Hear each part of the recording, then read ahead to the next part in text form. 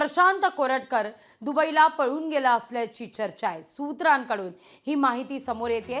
कोर्टाकडून दिलासा मिळत नसल्यानं ही पळवाट काढण्यात आली आहे का, अशी ही चर्चा आहे। दुबईमधील कोरटकरचा फोटो व्हायरल झालेला आहे, त्यामुळे कोरटकर दुबईला पळून गेला का, अशी ही चर्चा होतीये। कोलकाता मार्गे कोरटकर दुबईला गेला असल्याचं सूत्रांकडून कळतंय। कोल्हापूर पोलिसांकडून कोरटकरचा शोध हा अद्यापही सुरू आहे।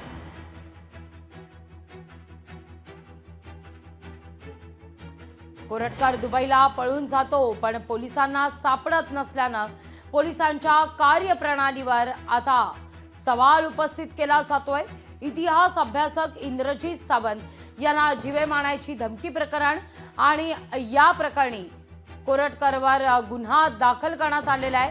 त्यानंतर मात्र कोरटकरचा शोध घेण्याकरता पथक सुद्धा पोलिसांची तैनात आहेत। कोल्हापूरचं पथक नागपूरमध्ये गेलेलं होतं।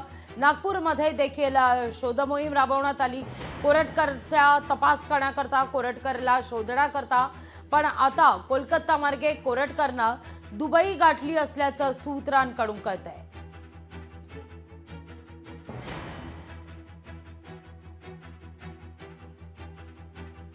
त्या घडीची सगळ्यात महत्त्वाची ही बातमी आपण पाहतोय।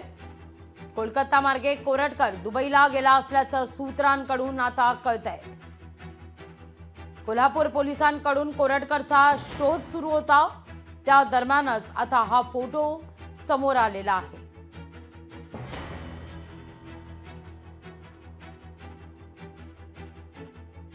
अधिक माहिती घेऊया आपले प्रतिनिधी ज्ञानेश्वर पवार यांच्याकडून। ज्ञानेश्वर, काय अधिक माहिती आहे या सगळ्या संदर्भात?